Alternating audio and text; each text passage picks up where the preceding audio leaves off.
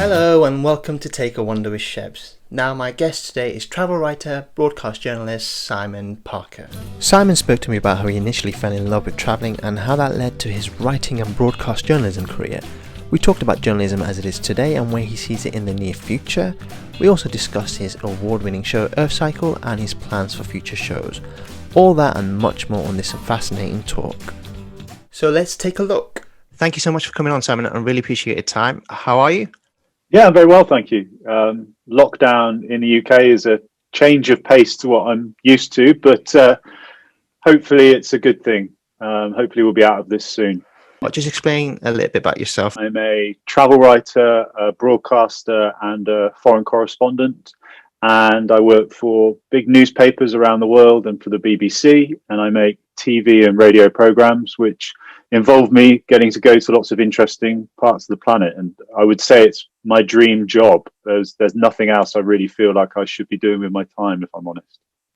There's so much to cover. So I always start off with the question on the initial love for travel. Now, for yourself, I'll ask you two questions. So because you've got an adventure side to you, where did the initial love for travel start for you? And where did the initial love for adventure come for you as well? I grew up in North Oxfordshire in the south of England. And I grew up in a small village. There was nothing in the village. There was not a shop. There was not a pub. There was nothing. And I think I had quite a boring teenage life. And by the time I got to about 17, 18, I was just absolutely itching to get away and to see the planet, because I've never really done much travel up to that point. My mum and dad could never really afford to take us away on big expeditions or big holidays or anything like that. We went to Spain a couple of times when I was growing up, but that was all the travel I'd ever really done. So when I reached the age of 18, I was just absolutely chomping at the bit to get out there and to see the world. So I saved up all the money I had and I bought a one-way ticket to New Zealand. And I flew all the way to New Zealand, and then I set off to spend 18 months, it turned out, hitchhiking from the very northern point of New Zealand all the way to the very south. And then I hitchhiked from one side of Australia all the way to the other. And this became the real, I guess, the nucleus of my life in travel and adventure travel, really. And I just became absolutely addicted with that sort of lifestyle. When I came back from that travel, I knew that I had to make that my everyday existence, I guess. So I went to university and just really worked really, really hard, and ended up getting a first class degree in English and film studies. And then it just went from there, really. I had this love of travel with a desire to be a creative or a filmmaker or a journalist of some degree. And then over time, I've just managed to combine those two together.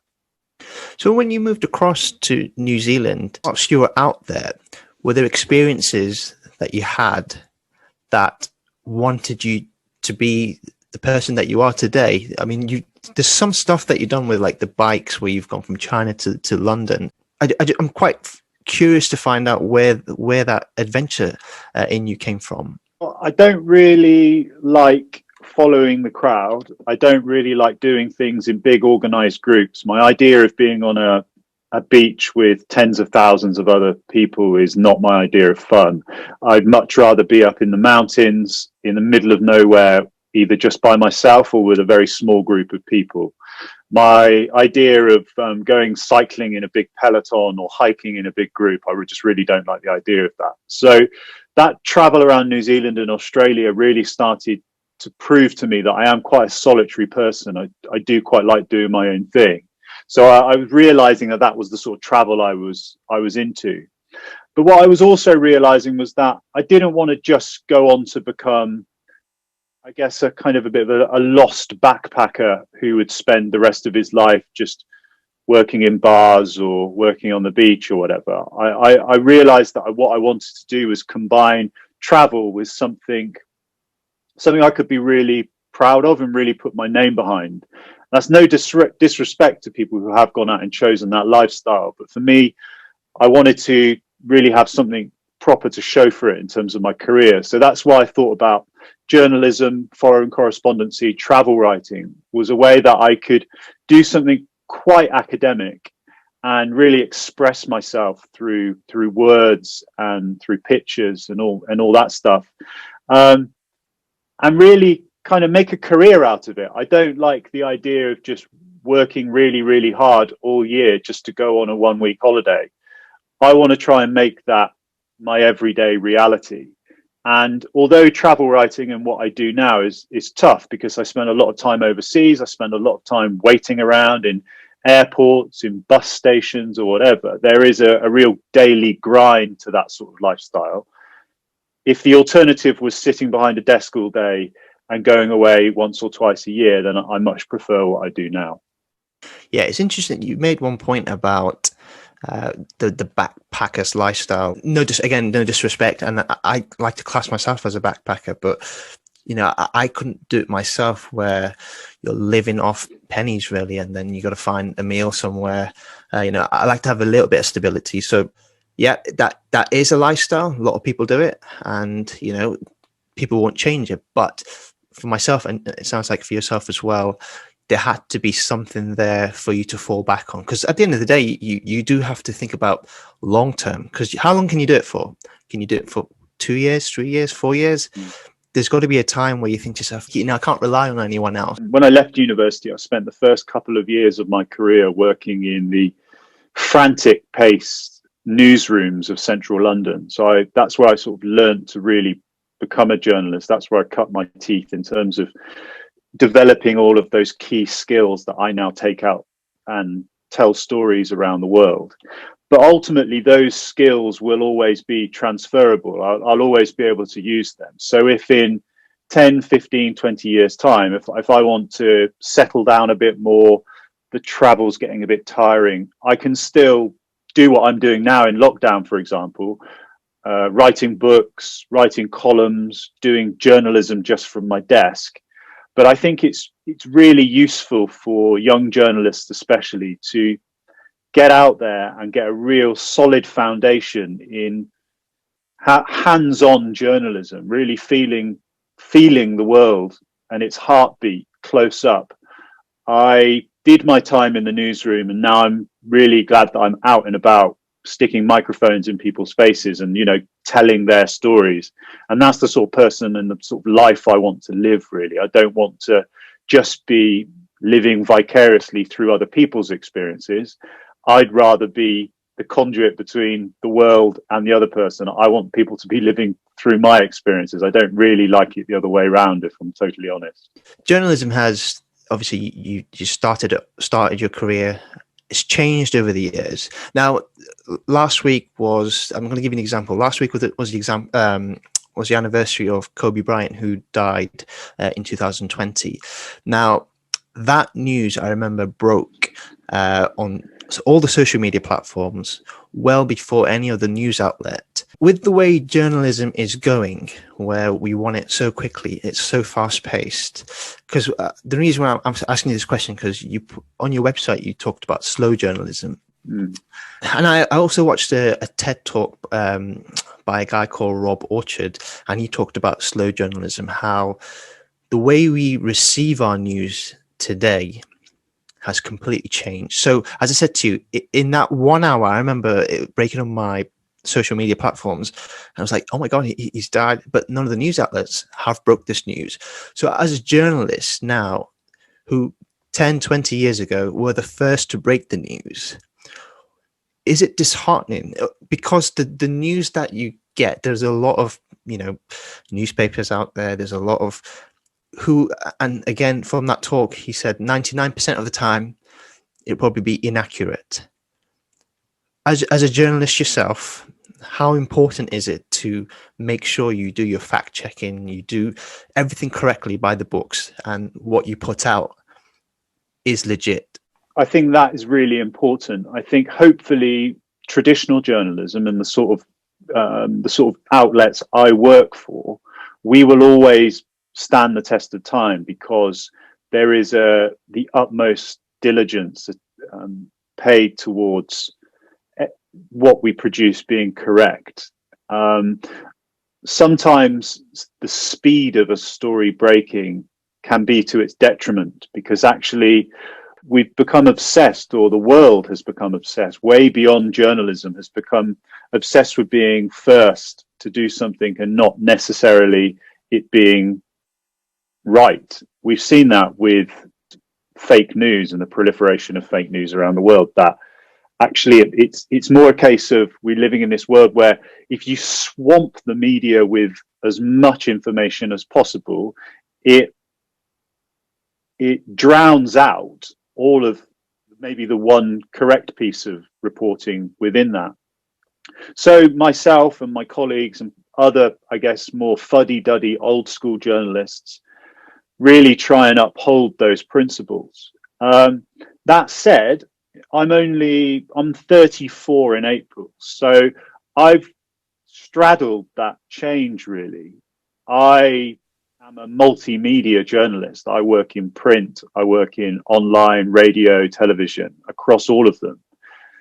First and foremost, that's the only real way for a young journalist to make a solid living. You have to be multi-talented across various different mediums. But also, that's a result of where I came out of. I was a journalist coming into the business 15 or so years ago. So actually, I've found that multi-platform journalism is the best way to do things. And when it comes to sort of comparing myself or what we do as a travel journalist to this dreaded world of influencers whose content is basically glossy photos of six packs on beaches, I would hope that over time people will see through that and realize that actually scrolling through an Instagram feed of just glossy photos of blue skies and yellow sand beaches we're probably not becoming more intelligent or more informed because of that. If that's what people want to consume, fair enough, but I'm a bit of a snob, if I'm honest. I think it's a completely vacuous kind of evolution in the last few years. I'm on Instagram. I feel like I should engage with it slightly, but I still don't understand it and I don't really want to. The point I was trying to make was what I see now, as you were just mentioning, you see it all the time. It's just full of news and it breaks and there's so much inaccuracy. Majority of people will see that and take it firsthand. And I think that talk I was talking to you about, the guy was saying 99% of the time nothing will come of it, but there'll be that 1% of people will go, hang on a second, that is completely false. It's just misinterpreted the entire story. But and there's been films made on it recently where is social media a bad thing? There's the good and the bad, but there has to be some sort of policing online, because there isn't really at this moment.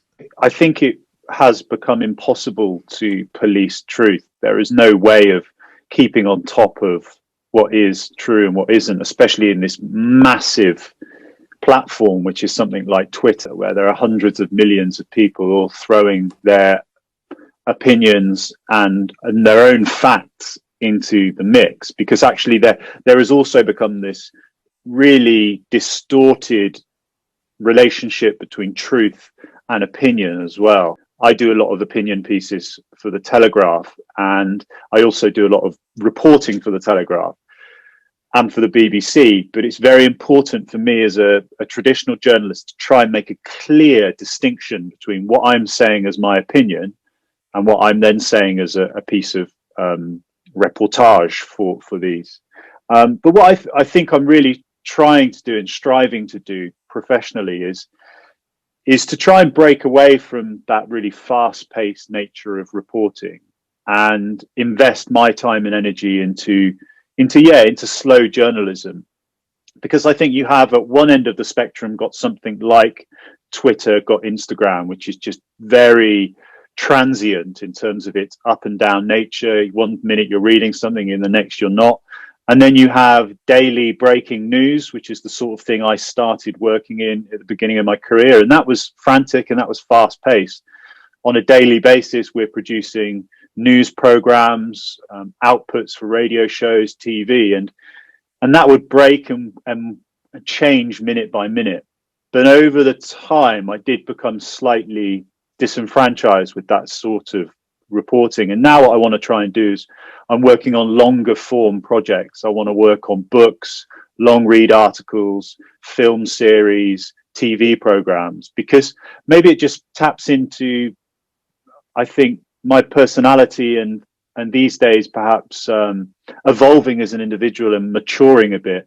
I want to take larger ownership over my projects, and I want to spend weeks or months working on the same thing and really getting stuck into really meaty, proper projects rather than just trying to turn stuff around on a daily basis. I think one point before I move on is the way things have changed. So again, people used to buy newspapers, but now it's mainly based on clicks, isn't it? So the more it's advertisement, isn't it? So if you can get traffic onto your website by a headline, the more clicks you get. If you get millions of views, you can sell it to advertisers. Listen, we get this many people coming on our website. Advertiser will be like, yeah, absolutely. That is the new way of advertising now, actually. The traditional media where it was on television and on radio seems to have sort of gone out the window. Nowadays you could just skip past an advert quite easily. So the way people advertise now has changed. So that's obviously changed the way people dish out their news. So who knows, in the next 5-10 years, we probably won't have a broadsheet. We probably won't have a tabloid. It'll probably be all online. So I understand as well that companies are trying to transition and be ready for that. I know that the industry as a whole gives this a lot of thought, and I give this a lot of thought as to what will the mainstream media especially look like in the next 10, 20 years' time.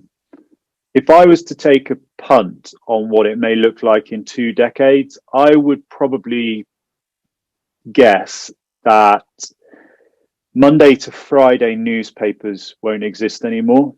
I'd be surprised if the dailies existed, if I'm totally brutally honest. I think that many times when you pick up a daily newspaper, it's telling you yesterday's news, and all of that news you probably read as it was breaking on Twitter the day before.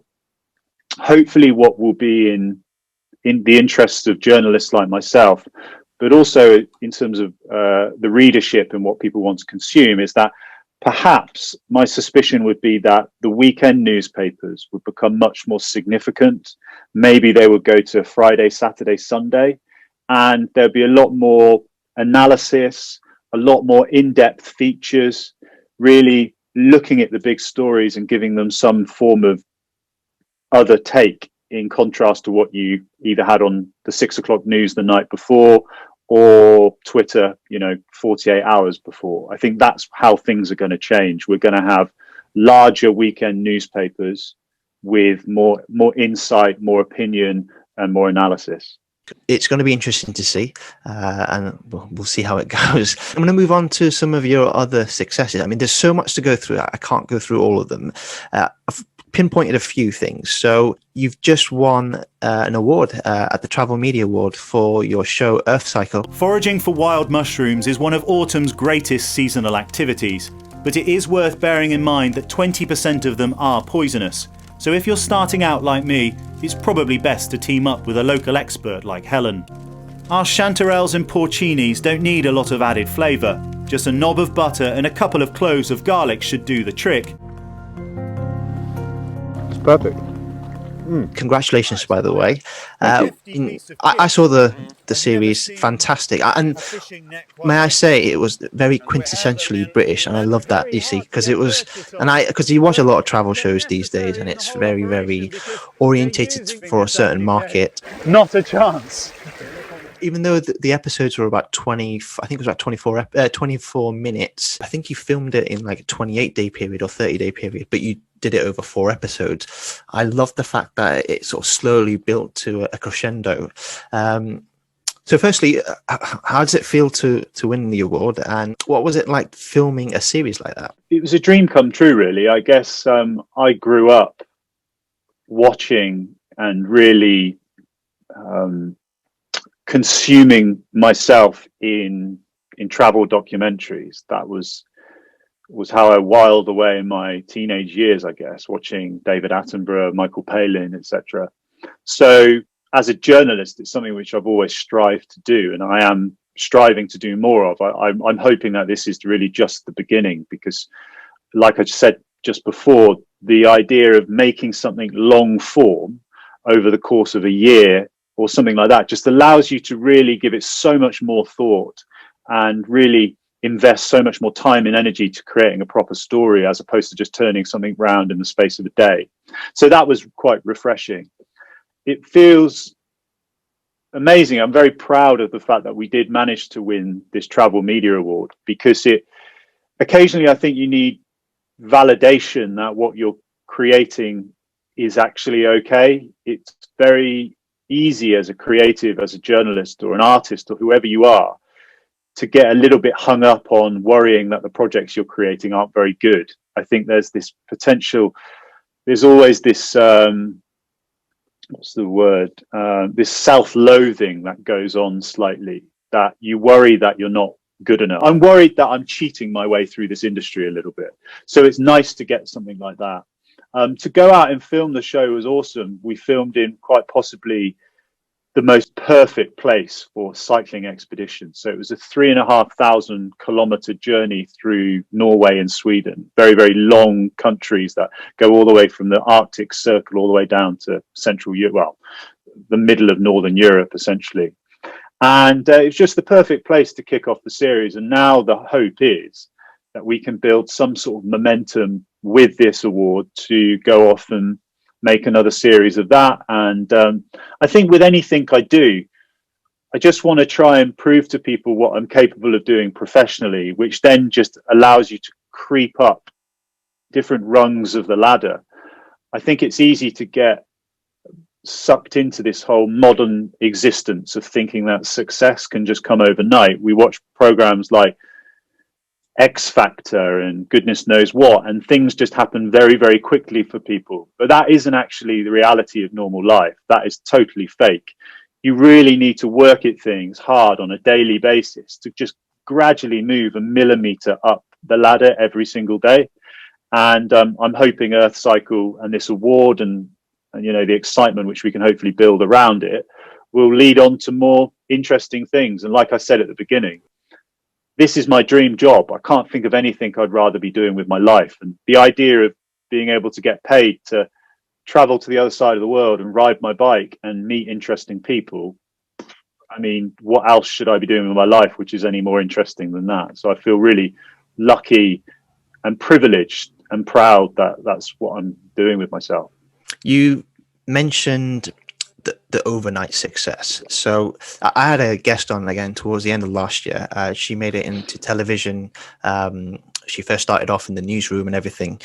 She stated, there's a saying in Hollywood, don't they, where you when you start seeing an actor come in and they're here, there, and everywhere, they would have put in 8 years of hard work to get to where they are right now. It doesn't happen overnight. So when you see, and it's sustainable, then you see, so you've done the work, you've grafted your way through. Unfortunately, there are television shows like that these days. You know, the reality aspect of life is what it is.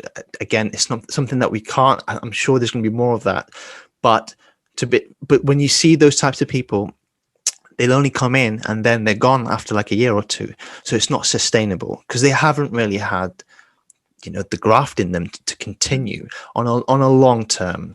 And the other point I wanted to touch on, and the show was mainly based on you cycling, and obviously you've done other shows as well. So you did another one was where you went from China to London on your bike as well. So is it all to do with the green aspect of travel? I guess it is a little bit. And I think actually my passion for cycling journeys, big cycling adventures, firstly, it appeals to the speed at which I want to travel.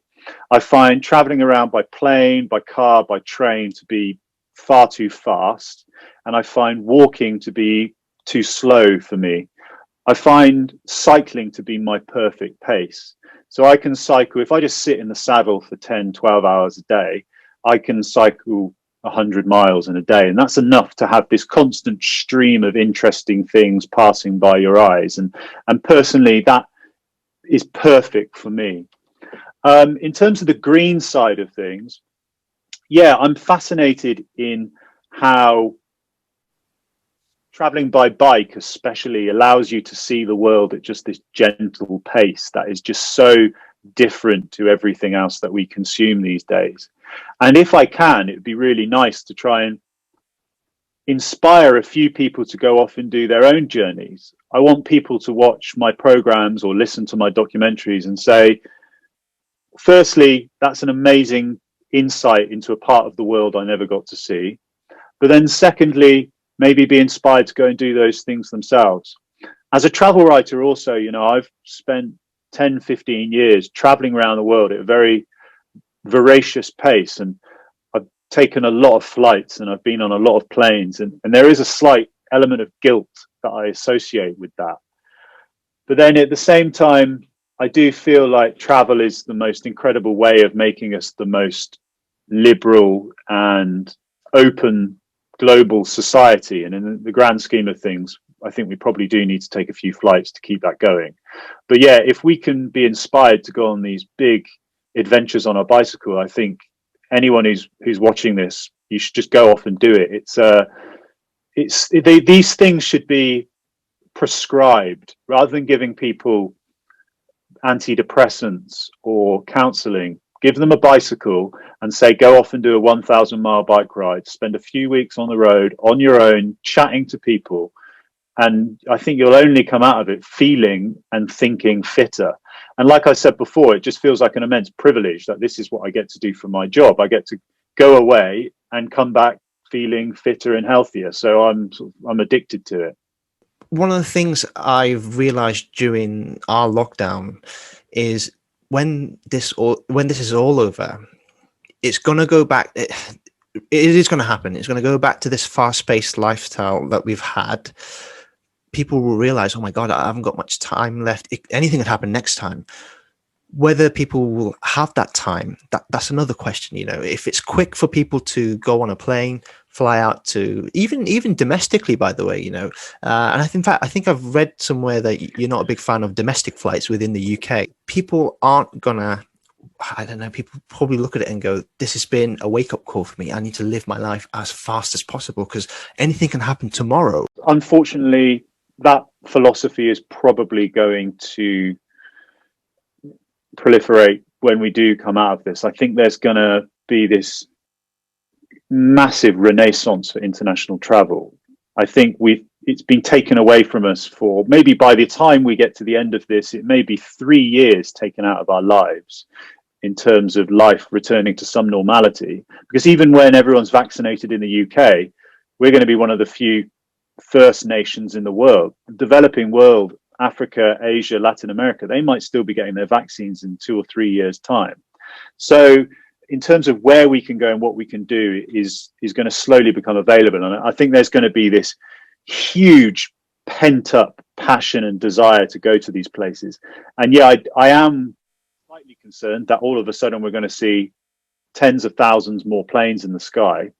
But then at the same time, when I weigh up all of the big evils in the world and the big evils in our modern existence, I think that when you weigh these things up, you know, more people are going to travel a long time before fewer people travel. I think a few privileged British people telling people to stop flying is ridiculous because, you know, this is the lifestyle we've been living for 50, 60, 70 years. To all of a sudden let the developing world develop at the fast pace that they have been, or not let them, but that's what they've been doing. And then say to them, oh, well, no, you shouldn't be doing this now.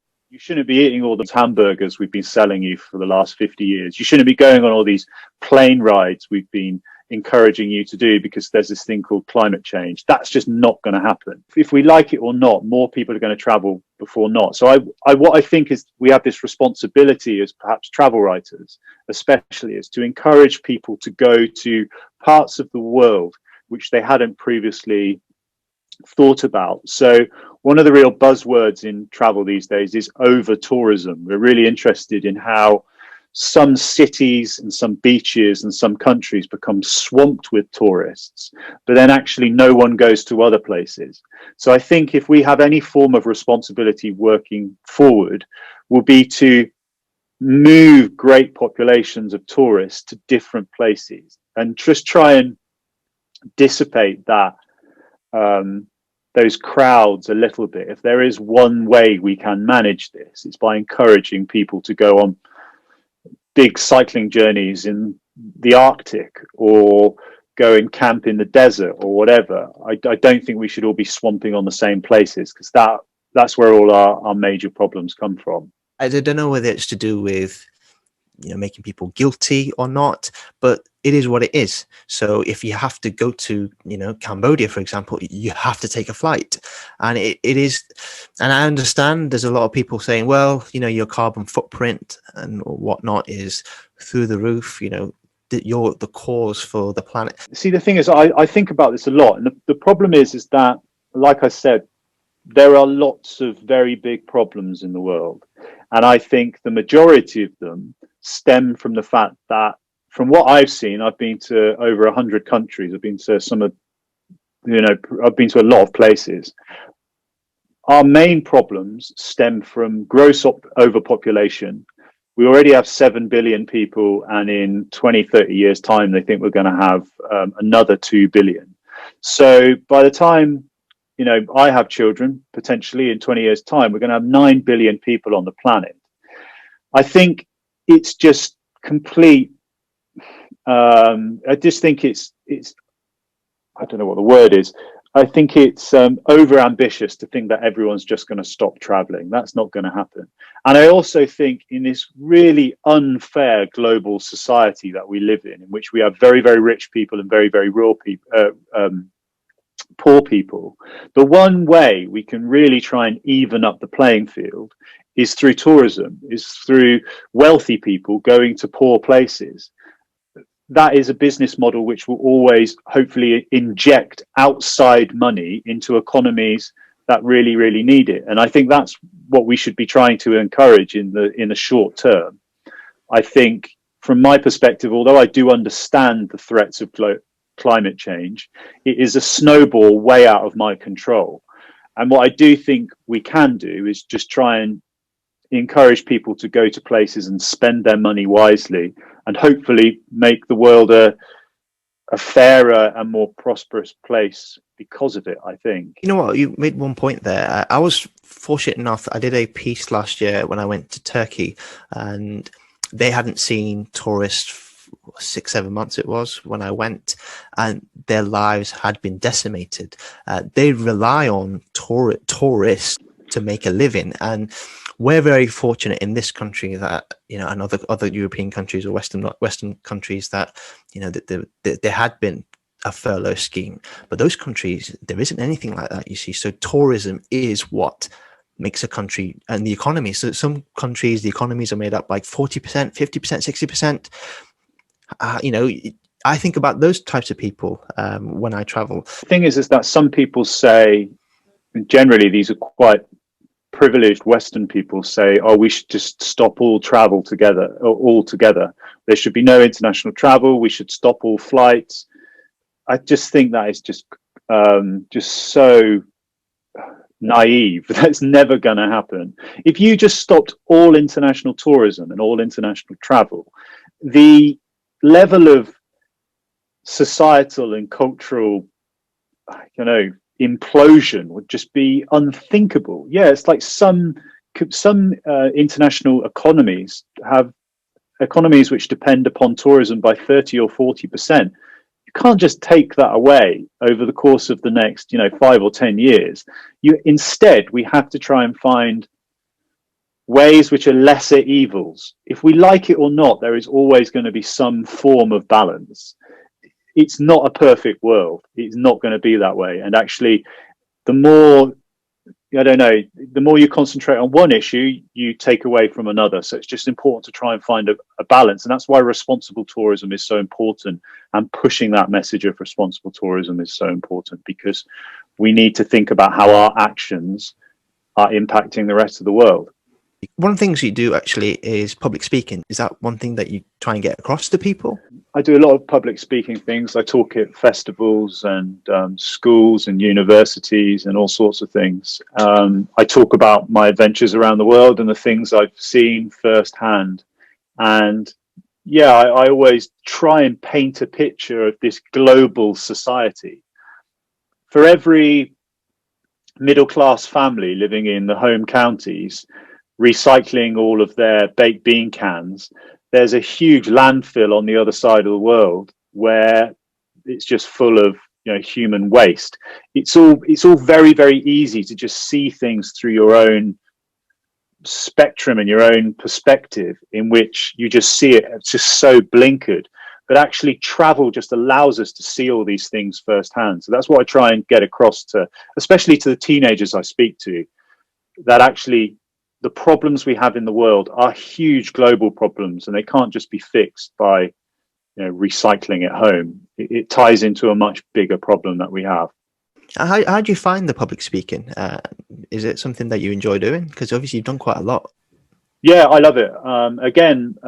It is making a living for myself as a journalist, really. If I just did one discipline, I probably wouldn't make ends meet. But actually, by doing lots of different things and keeping my irons in different fires, that's the way I do things. And although I get a little bit nervous, I don't mind standing up in front of 1,000 people and talking.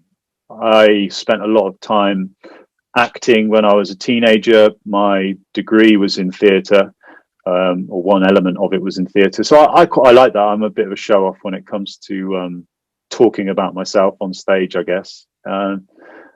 And it is nice to just interact with people. And I would go and see these. I would like to go and see people talk about their adventures and their travels. I think, like I said at the beginning, I'm much more interested in seeing and speaking to people who've had real life experiences. I find that really, really important in my life. That's probably why I don't dislike something like Instagram so much, because I just find it to just be so hollow. A photo and a few lines about, I don't know, Santorini or goodness knows what. I mean, there's so much more to it, to that. And I worry that we're becoming more of an unintelligent human race because of it. One aspect of, for example, Instagram is there's a lot of, I've spoken about this all last year actually with a lot of guests.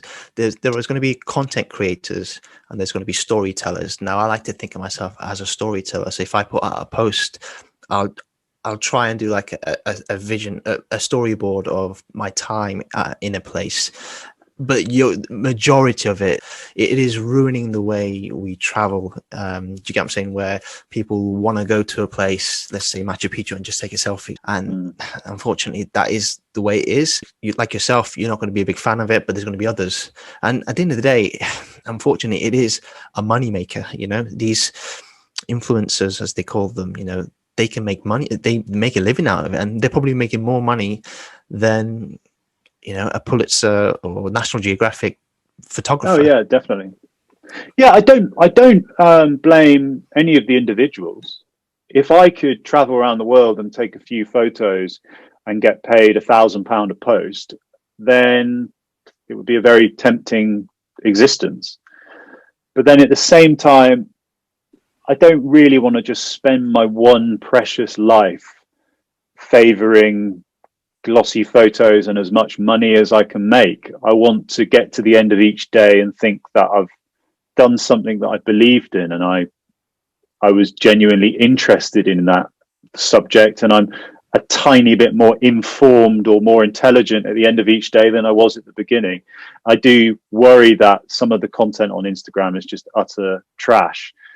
I had a bit of at Christmas, I had a month off it, social media totally, which was really good because it just gives you a whole lot more perspective on how ridiculous social media really is. I feel like I have to be on there because I have to promote myself and my work.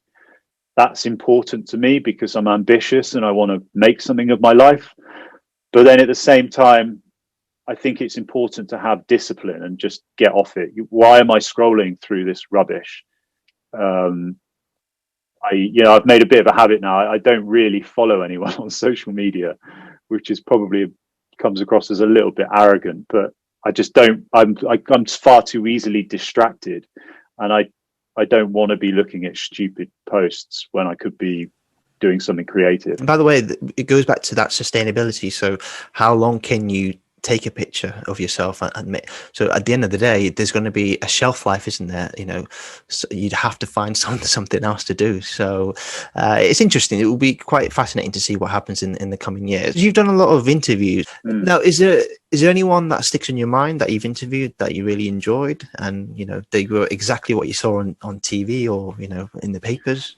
I would say the first thing that you learn as a journalist, and especially as a travel writer, is that every single person in the world, if you invest some time and energy into those people, honestly, every single person has an interesting story to tell. But the problem is they just don't have the platform to share that with the world.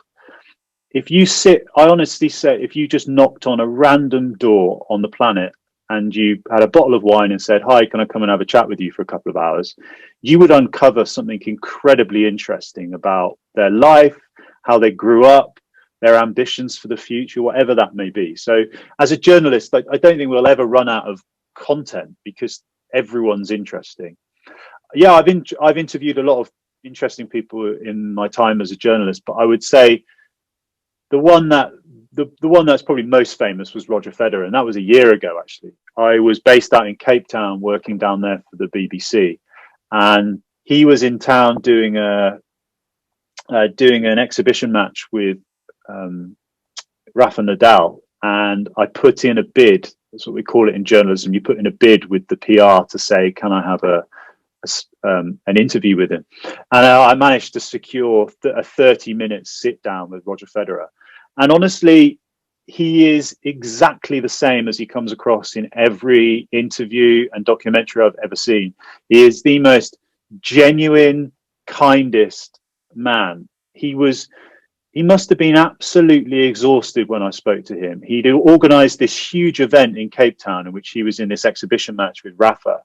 And he was up until 3 or 4 o'clock the next morning, and I had an interview with him at 9 o'clock the next morning. He'd played tennis in front of 100,000 people. He'd flown from the other side of the world to do it.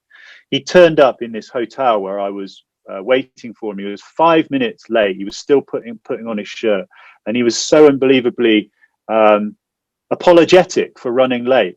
And we sat and chatted for half an hour about his life and what he's done. And it was just really after about the first couple of minutes when I sat thinking to myself, right, I'm sat here with the world's best ever tennis player.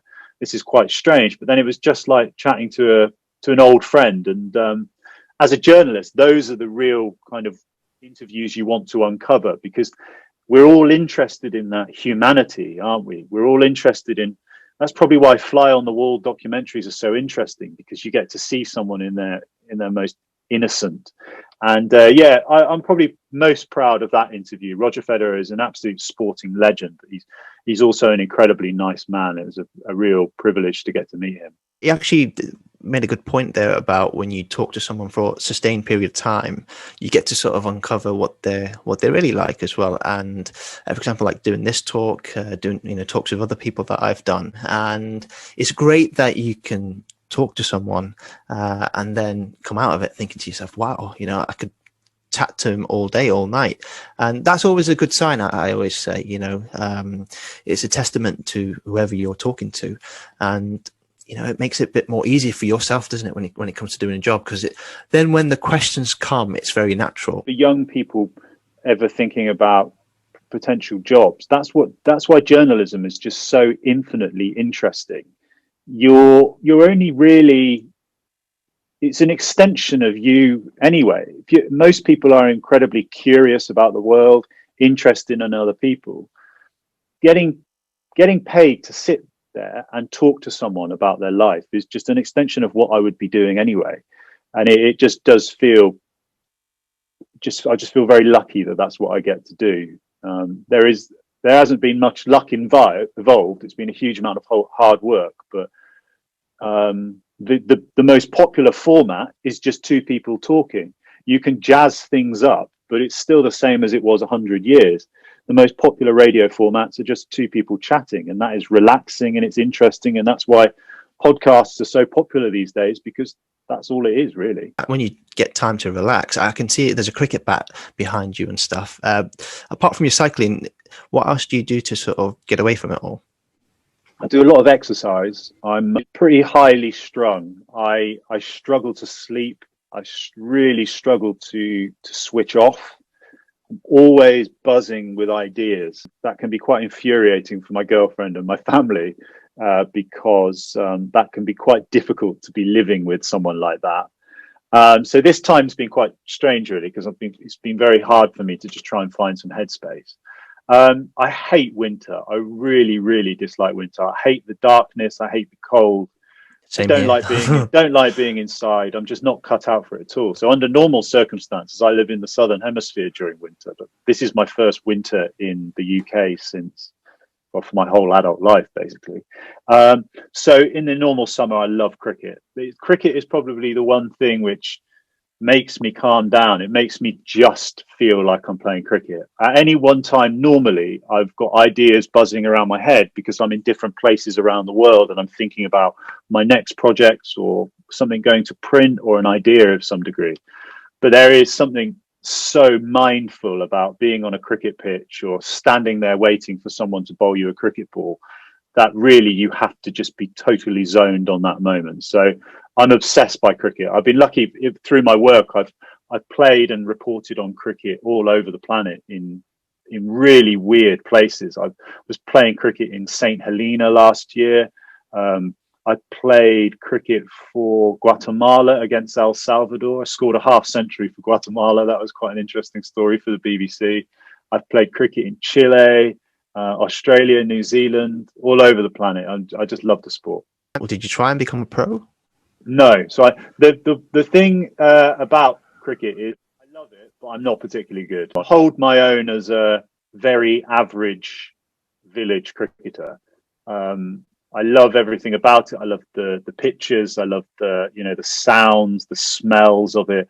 But unfortunately, I wasn't ever really blessed with raw talent in anything. If I'm honest, I was never really particularly talented at anything growing up.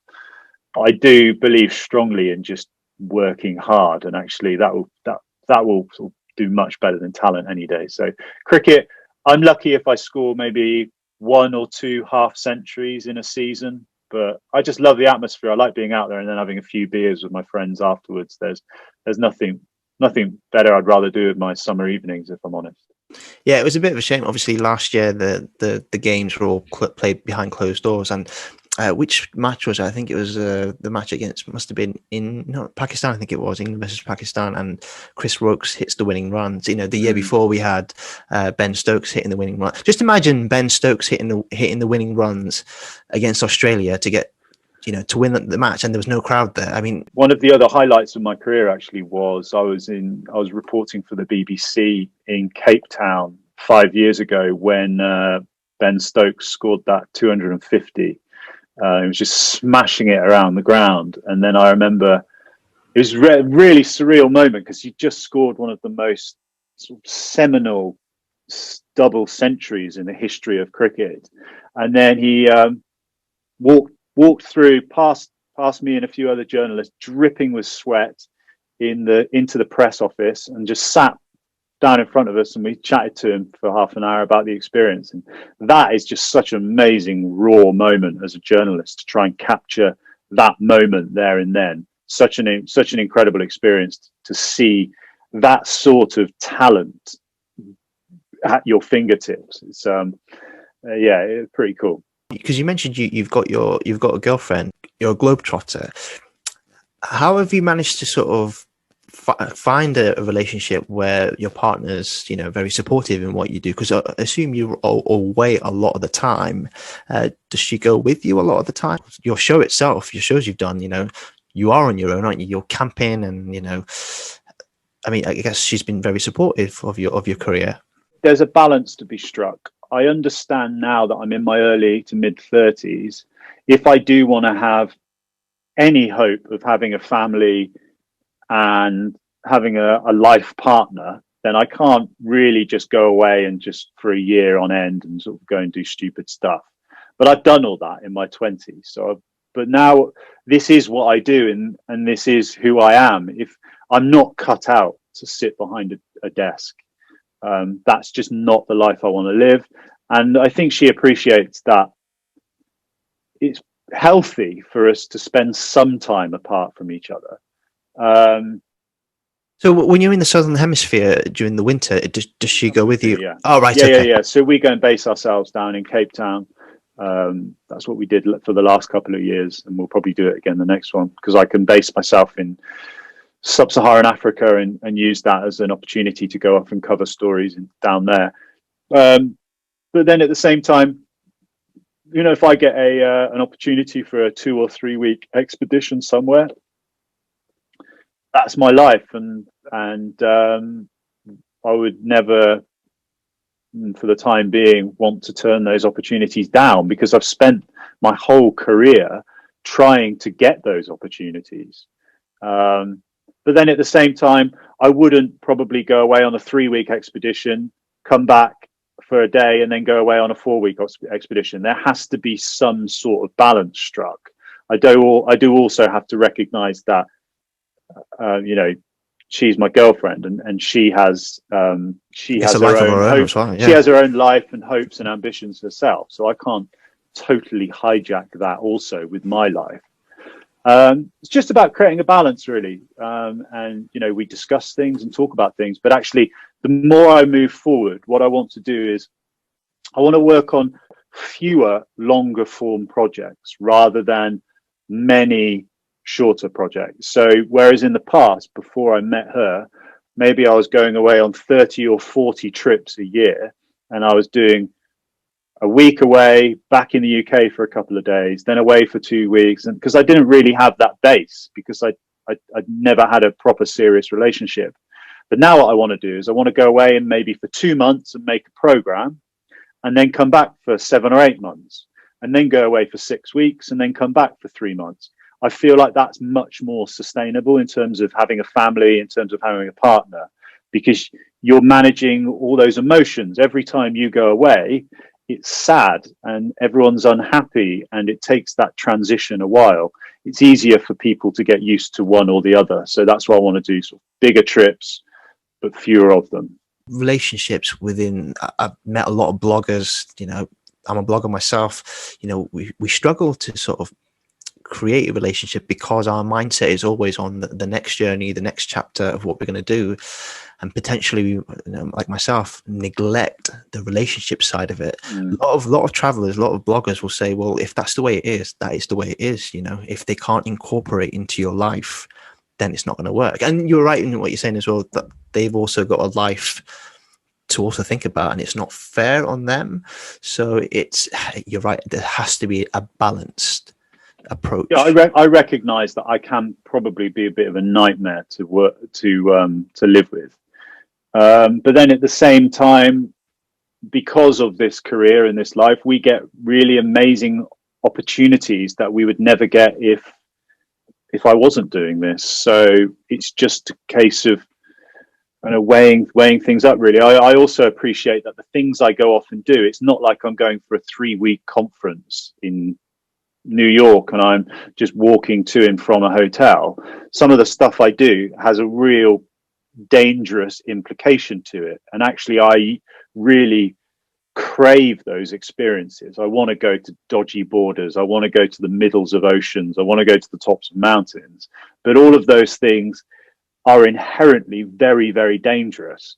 So I can definitely sympathize with the people that we team up with in life. We're putting them through hell when we go away for 2 weeks to go and make a program or whatever. That there is a huge amount of worry associated with that. It's all just about creating something that works for you as individuals over time, and we'll just gradually find that over time, I think. Any new developments that we can look forward to? Any other aspirations that you want to accomplish?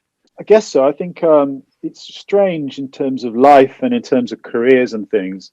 It's like a dartboard that's constantly moving away from you, and you're just throwing it, and you think to yourself, if someone would have said to me 5 or 10 years, someone would have said to me 10 years ago, you'll be writing for big newspapers and making so and so, I would have snapped their hand off and said, I want to do that forever. But now I've got to this point, I'm always thinking about how I can improve, really. I think that's probably just what makes us human, constantly striving for more. It's an addiction, it's a problem, because you never really switch off. But before Christmas, I cycled the length of Britain for the Telegraph, which became a project, Britain by Bike. And I'm hoping to maybe turn that into a book. I'm talking to some publishers and some agents at the moment about that. That's really my next big ambition, just to make more telly. That's something I've always strived to do. I'm eager to try and make more television, and I'm eager to just connect with people. It's like, when you approach me about doing this, I say yes to pretty much everything. I'm always open for chatting and networking. I think that's the only way we can really move forward in life. So yeah, just more of the same, really, and just hopefully we'll get out of this soon and can see more of the world, because it's just such an incredibly exciting place. One more question, actually, before I let you go. Any advice to people listening? How can you make it into the world of travel? How can you make it into the world of journalism, television? If you were to give someone advice, what would it be? My advice would be to start from the bottom, and I understand that that's not what people want to hear. Start off with outlets which are available to you in your immediate vicinity. So, for example, when I was 21, I wanted to go and, I can't just ring up the BBC and say, I'm 21, I'm really ambitious, can I present the 6 o'clock news? They'll just laugh you off the phone.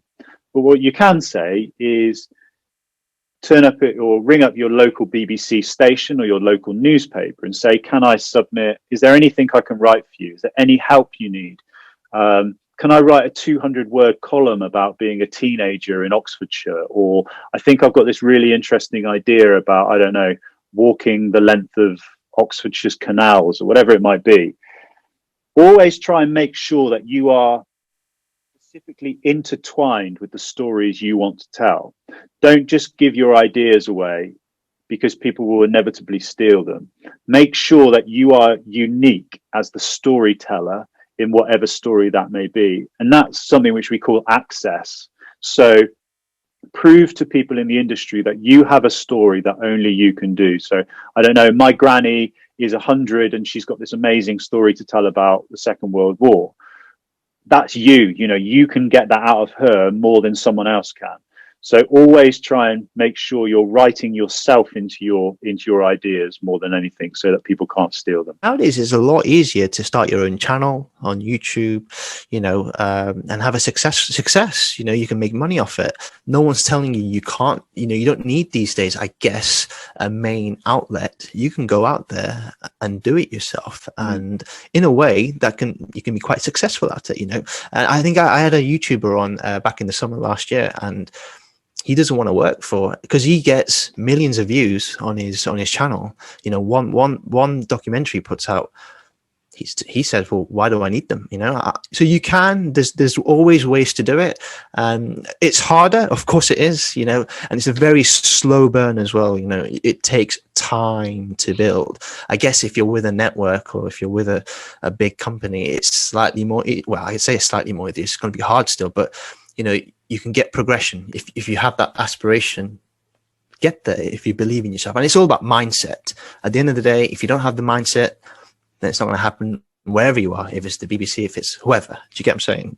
It's all about hard work. I mean, I put in a real shift. I graft every single morning from 8 o'clock in the morning till 7 o'clock at night, because I love what I do. I'm obsessed with it. I want to find interesting stories. I want to go to interesting places. So I don't think, if you don't like the hard work side of it, and it's probably not for you, basically. And also the kind of idea of success is, which I always battle with, is what is it? What am I ultimately aiming for? People talk about trying to get there, but I don't even know where there is. I know that 5 years ago, this would have been there, but now I'm here. I'm not satisfied, and I want to be somewhere else. And that's just an affliction, really. That's just something which we're always just going to have to deal with until maybe you reach your 60s or 70s and you say, I've done my bit and now I'm going to chill out. We'll see. I have absolutely no idea. As you just said there, but where is there?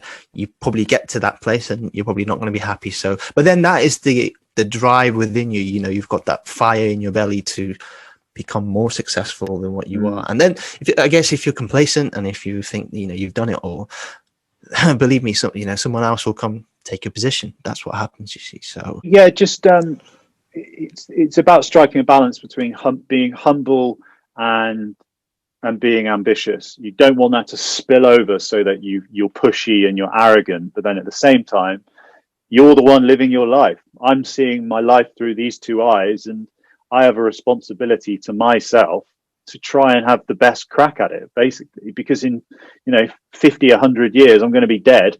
No one's going to even know I ever existed. So if I'm not going to give it a good crack, what's the point? And that's all any of us are really going for. Just find your voice, believe in what you do. And some people are going to think you're rubbish. So what? Just move on to the next thing and try and have as much fun as possible while you're doing it. Listen, Simon, we can talk all day, all night. I'm going to let you go. Thank you so much for coming on. I really appreciate your time. My pleasure. And I'll speak to you very soon. Yeah, man. Good luck. Thank you. Cheers. I thoroughly enjoyed our talk and I hope you took something away from our discussion. If you'd like to see what Simon gets up to next, you can visit his website and follow him on all of his social media platforms. The details are on your screen now. That's it for Take a Wonder with Shebs. Hope to see you all very soon. Until next time, bye for now.